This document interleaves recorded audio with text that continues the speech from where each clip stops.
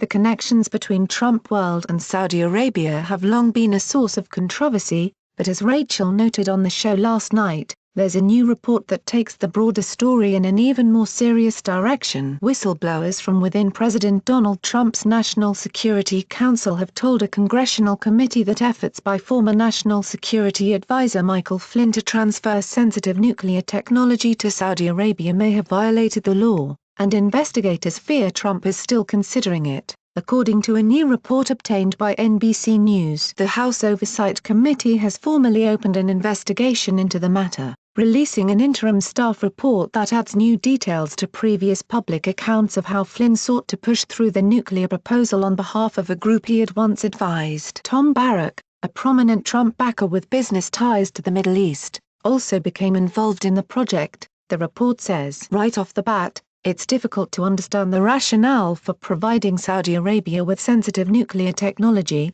The Middle East giant already has an abundance of oil, so it's not as if Saudi officials have an energy problem they hope to solve with nuclear power plants. That said, once a country has a nuclear energy program, it's not too big a leap before it could have a nuclear weapons program. It's why there are laws in place that restrict the transfer of nuclear technology. It's against this backdrop that Democrats on the House Oversight Committee believe Donald Trump's team may have circumvented those laws, even after lawyers for the National Security Council delivered warnings on the subject. Making matters worse, some of the officials involved with the efforts had conflicts of interest, thanks to business ties with Saudi Arabia. Part of what makes the story notable is the involvement of Michael Flynn, the president's disgraced former national security advisor, who's currently awaiting sentencing after having been convicted of unrelated felonies. Indeed, yesterday's report noted that Flynn also had a consulting gig with a subsidiary of IP3 International, a company working on selling nuclear equipment to Riyadh. But just as important are allegations that those same efforts continued long after Flynn left the White House 2 years ago. Rep. Raji Krishnamurthy told Rachel on the show last night that other members of Team Trump,